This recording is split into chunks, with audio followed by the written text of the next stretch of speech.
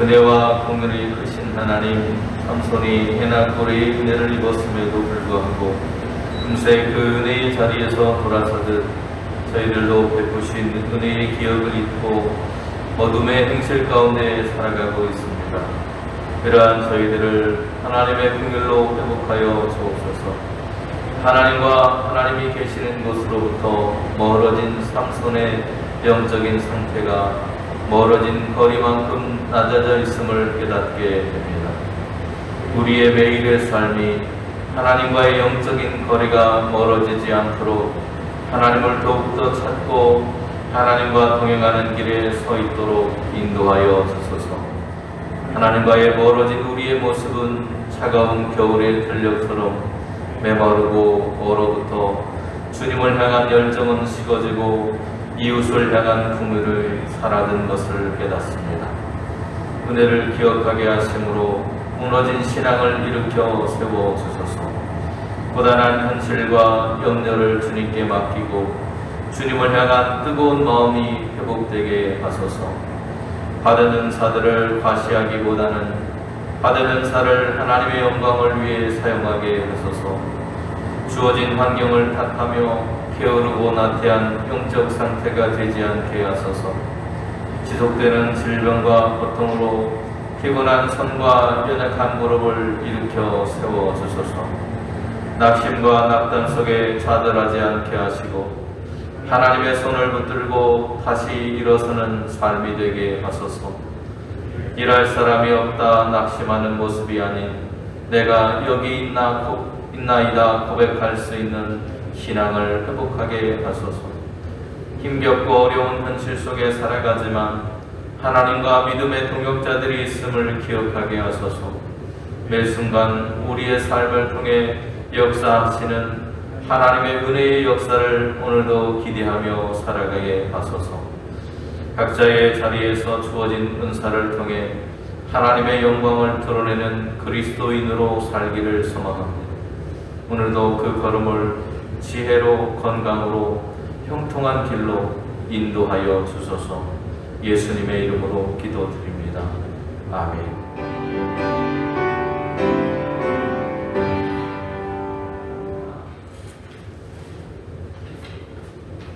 너희는 외모로만 보는도다. 만일 사람이 자기가 그리스도에게 속한 줄을 믿을진대 자기가 그리스도에게 속한 것 같이 우리도 그러한 줄을 자기 속으로 다시 생각할 것이라. 주께서 주신 권세는 너희를 무너뜨리려고 하신 것이 아니요 세우려고 하신 것이니 내가 이에 대하여 지나치게 자랑하여도 부끄럽지 아니하리라. 이는 내가 편지들로 너희를 놀라게 하려는 것 같이 생각하지 않게 함이라. 그들의 말이 그의 편지들은 무게가 있고 힘이 있으나 그가 몸으로 대할 때는 약하고 그 말도 시원하지 않다 하니 이런 사람은 우리가 떠나 있을 때에 편지들로 말하는 것과 함께 있을 때 행하는 일이 같은 것임을 알지니라. 아멘. 바울은 복음을 증거함에 있어서 사도권 문제로 많은 어려움을 겪었습니다. 그렇다고 모든 사람들에게 강경한 방법으로 그들을 대항한 것이 아니었습니다. 오히려 관용하는 마음, 그들을 받아들이고 포용하는 마음을 가졌습니다. 육신적인 부딪힘으로 오는 사람들과는 다르게 영적으로 하나님의 권위를 의지하고 또 말씀의 기준에서 그들에게 대항해 내겠다고 다짐을 합니다. 사람들을 대함에 있어서 관용과 사랑으로 대하되 우리의 영적인 무기가 하나님의 말씀이라고 하는 것을 그는 늘 기억하며 살려고 했습니다. 바울은 자신의 사도권에 대해서 외형적인 평가를 하는 교회를 향해 그리고 성도들을 향해 외형적으로 드러나는 외모로 드러나는 것으로 판단하지 말라고 권고합니다. 그리고 신앙인으로서 살아갈 때 우리는 사람과 어떻게 지내야 할지를 이 시간 말씀을 통해서 함께 생각해 보려고 합니다. 오늘 고린도 교회는 바울을 외모로 판단하는 경우들이 많았던 것 같습니다. 그러나 바울은 그리스도께 속한 사람으로 인해서 자신의 일을 계속 해오고 있었습니다. 바울을 외모로 판단하여서 거스른 사실은 외모로 사람을 판단하는 것이 얼마나 위험한지를 우리에게 잘 보여주게 됩니다. 하나님께서는 언변이 좋은 사람, 용모가 준수한 사람, 힘 있는 사람, 탁월한 지혜가 있는 사람, 많은 분량의 지식을 가진 사람을 사용하지 않으셨다는 겁니다. 신명기 10장 17절에서도 하나님은 이렇게 말씀하십니다. 너희의 하나님 여호와는 신 가운데 신이시며 주 가운데 주시요 크고 능하시며 두려우신 하나님이시라. 사람을 외모로 보지 아니하시며 뇌물을 받지 아니하시고 이렇게 말씀합니다. 사람을 판단함에 있어서 그 사람의 외모, 외형적으로 드러나는 것, 그가 무엇을 가지고 있고 얼마나 많은 학식을 가지고 있고 이런 것들로 사람을 평가하거나 판단하지 않았다는 것, 그것이 하나님이 사람을 뽑는 기준이 아니었다는 겁니다. 사무엘상 16장 7절에서도 여러분 잘 아시는 말씀이죠. 여호와께서 사무엘에게 이르시되 그의 용모와 키를 보지 말라. 내가 이미 그를 버렸노라. 내가 보는 것은 사람과 같지 아니하니 사람은 외모를 보거니와 나 여호와는 중심을 보느니라. 어떤 사람들이 우스갯소리를 그런 얘기도 해요. 하나님이 중심을 본다 했더니 배꼽티를 입은 사람의 배꼽을 봤다. 그렇게 우스갯소리를 하는 사람 보고 있습니다. 그런 거를 말하는 것이 아니라 하나님이 우리의 마음이 어디에 놓여 있는가를 보셨다는 거죠. 하나님께서 사울을 대신해서 새로운 왕을 세우실 때 이새의 아들들이 그 키가 크고 남자답고 힘이 세고 한 그런 사람들을 선택하신 것이 아니라 외모가 곱상하고 하나님을 향해서 마음을 다하는, 그리고 자기에게 주어진 그 순간의 일들에 충성했던 다윗이라고 하는 사람을 선택했다는 것입니다. 말제 아들인 다윗에게 보잘것없이 코 흘리는 그런 소년처럼 다가온 그런 다윗에게 그를 바라보시면서 내 마음에 합한 자라고 말씀하셨던 하나님, 그의 외형으로 드러나는 것이 아니라 그의 중심이 하나님께 있었다는 것입니다. 다윗의 고백을 통해서도 알 수 있죠. 너는 칼과 단창으로 내게 나오거니와 나는 여호와를, 만군의 여호와를 의지하면서 나간다 라고 고백했던 그 다윗의 마음, 하나님은 그 마음을 아셨다는 것입니다. 그래서 다른 훌륭하게, 사람들이 보기에는 훌륭하게 보이는 외형적인 그런 모습으로의 사람들을 다 지나가게 한 후에 누구도 그가 선택될 거라고 생각하지 않았던 다윗을 선택하셨다는 것, 그리고 그에게 기름을 붓고 새로운 왕으로 세우셨던 거예요. 오늘 본문 속에서도 바울은 하나님께서 사람을 평가하는 것은 그가 가지고 있는 외형적인 모습으로 평가하지 말라고 말하고 있는 거예요. 왜요? 지금 고린도의 성도들이 사람인 자신을 바울을 평가할 때 뭐로? 외형적인 것으로 평가하고 있기 때문에 그리스도께 속한 믿음을 가진 사람을 사용하시는 하나님이시기에 우리는 늘 믿음을 시험하여서 믿음 가운데 거할 수 있기를 기도해야 하고 또 그런 사람들이 교회의 일꾼으로 세워지도록 기도해야 한다는 것입니다. 고린도후서 13장 5절에서도 너희가 믿음에 있는가 너희 자신을 시험하고 너희 자신을 확증하라. 예수 그리스도께서 너희 안에 계신 줄을 너희가 스스로 알지 못하느냐. 그렇지 않으면 너희가 버리운 자다. 하나님께서 버린 자를 우리가 사용하는 것이 아니라 하나님께서 들어 사용하시는 사람, 그 중심에 하나님을 향해 있고 믿음으로 살아가는 사람들, 그 사람들을 선택하셨기에 저와 여러분이 오늘 여기에 서 있다는 거예요. 그러면 저와 여러분은 어떤 사람이에요? 하나님께서 중심을 인정하신 사람이라는 것입니다. 바로 여러분은 그런 사람이라는 거예요. 그냥 세상에도 보면 나이도 먹고 보잘것없고 좋은 옷도 못 입고 다니는 것 같고 하지만 하나님께서 우리를 인정하신 사람이기 때문에 주님 앞에 오늘 우리가 믿음 가운데 서 있다는 거예요.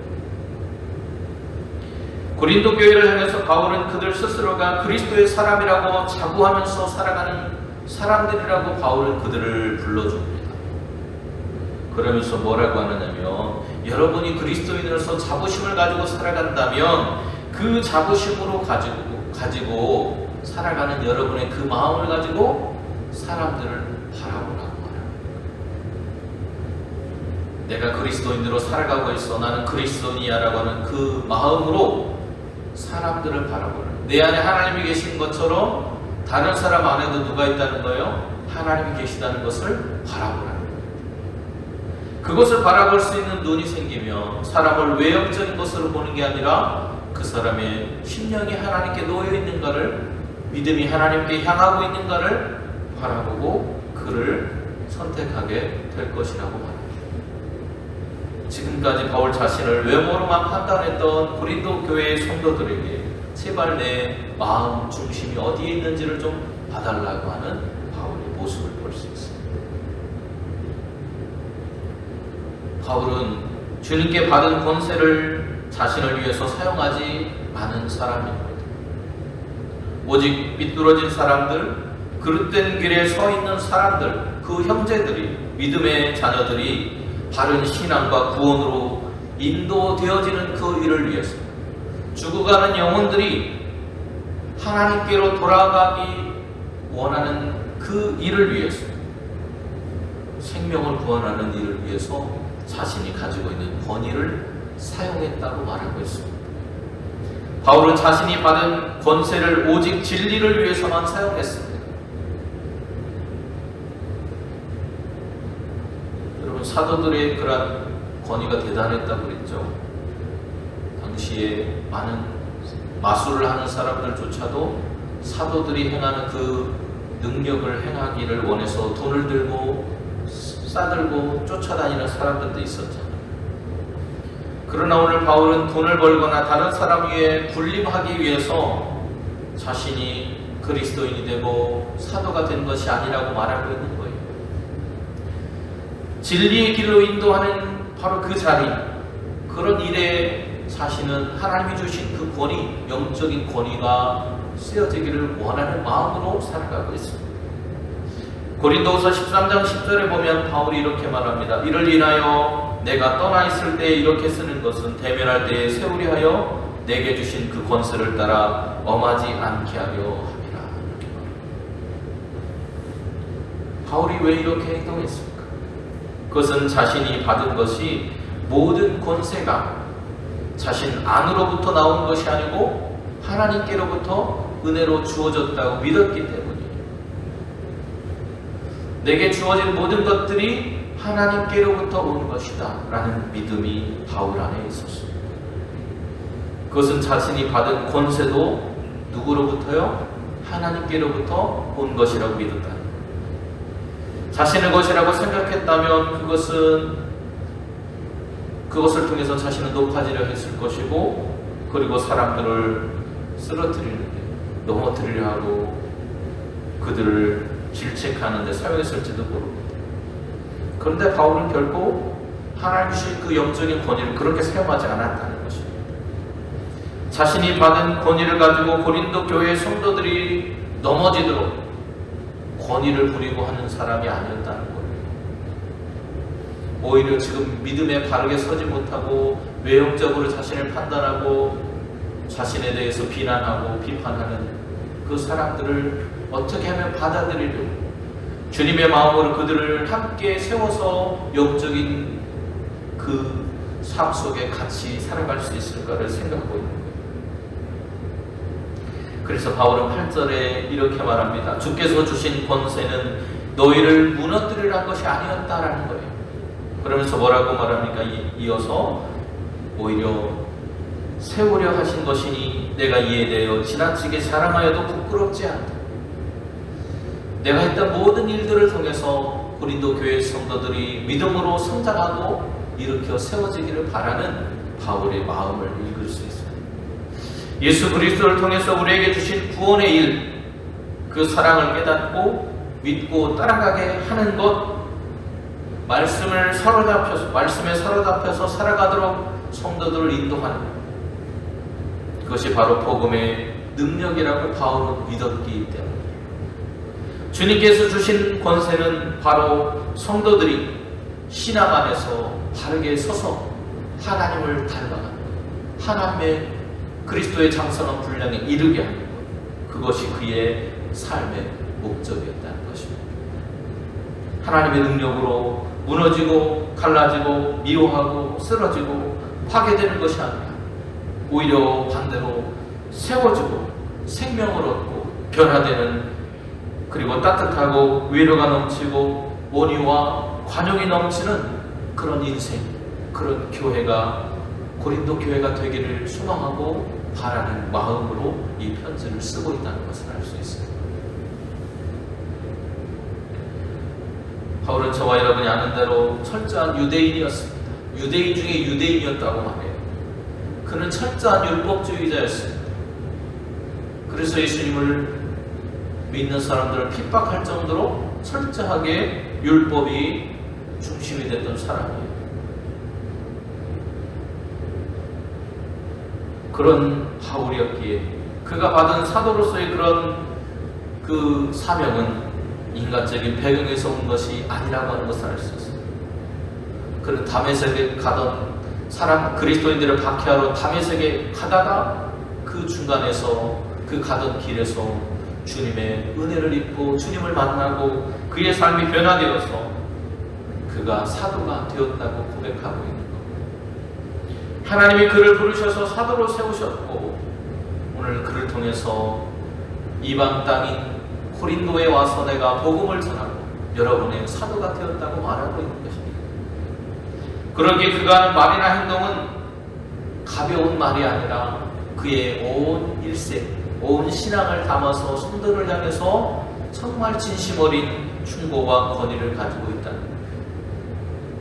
그런데 그들 중에는 바울의 그 사도직이 의심스럽다고, 그는 사도가 아니라고, 너는 어디에서 그 사도의 권위를 가졌냐고 의심하고 질문하고 그를 비난하는 사람들이 있었다는 것입니다. 그리고 그들 중에는 이렇게 말하는 사람들도 있었습니다. 그것이 바로 10절의 말씀이에요. 그들의 편지는 무게가 있고 힘이 있으나 그가 몸으로 대할 때는 약하고 그 말도 시원치 않다. 많은 학자들이 바울이 글은 잘 쓰는데 말은 좀 어눌한 사람이었을 거라고 이야기하는 사람들도 있습니다. 그런 이유 때문이라는 거죠. 그런데 바울은 뭐라고 말합니까? 편지를 보낼 때와 내가 여러분을 대하면서 직접 내 삶을 통해서 보여줬던 것들이 결코 다른 것이 아니라고 말하는 거예요. 같은 말을 통해서 같은 삶을 여러분에게 내가 보여주었습니다라고 말하고 있는 거예요. 편지를 통해서 말했던 것이나 직접 여러분에게 내가 가서 내 삶을 통해서 복음을 전하면서 여러분에게 보여주었던 내 삶이 차이가 있는 것이 아니라 같은 것입니다라고 말하고 있는 언행이 일치하고 있다는 것을 말하고 있습니다.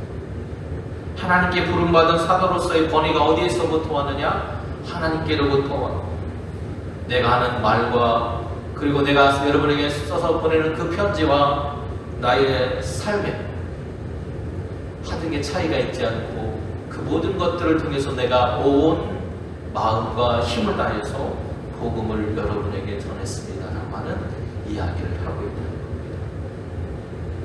바울의 그 진심 어린 마음이 전달되기를 바라는 오늘 바울의 모습을 봅니다. 사랑하는 여러분, 우리는 누군가를 대할 때 그리고 그 사람을 평가할 때 자칫 그가 어떤 집안이고 또 어떤 형편이고 지식의 정도는 어떻고 부의 정도는 어떻고 하는 것들로 그 사람을 평가하려고 들 때도 있습니다. 그러나 그런 외형적인 것으로 그의 신앙의 모든 것들이 다 평가될 수 없다는 것입니다. 바울이 편지를 통해서 말하고 있는 것처럼 우리는 그리스도인이라고 하는 이름으로 살아가고 있습니다. 그가 얼마나 진실되게 그리스도의 복음을 따라서 살아가고 있는가를 보아야 하는 것입니다. 그의 외형이 아니라 그의 믿음이, 그의 마음의 중심이 하나님을 향해 얼마나 달려가고 있는가. 그리고 오늘 우리의 삶을 돌아보면서 우리의 삶의 기준이 얼마나 하나님께 가까이 다가가고 있는지, 우리 스스로가 그리스도인으로서의 자부심을 가지고 있다면 그 자부심을 가진 그 마음으로 우리의 믿음의 형제들을 바라볼 수 있기를 간절히 소원합니다. 바울은 그것을 우리에게 말하고 있고 고린도 교인들에게도 동일하게 말하고 있습니다.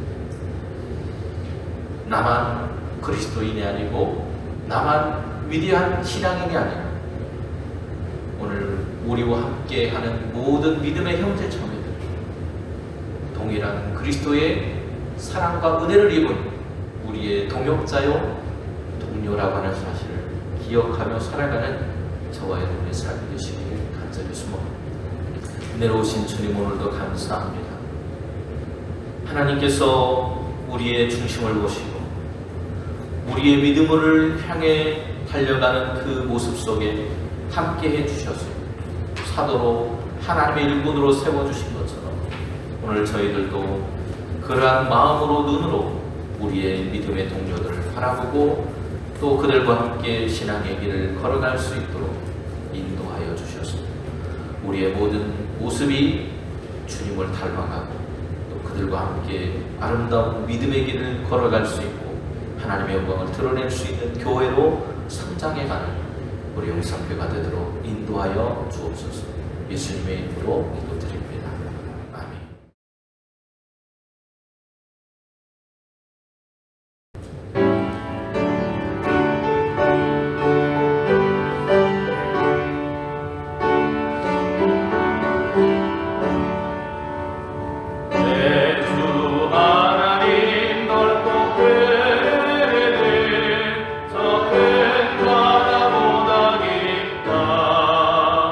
너 못한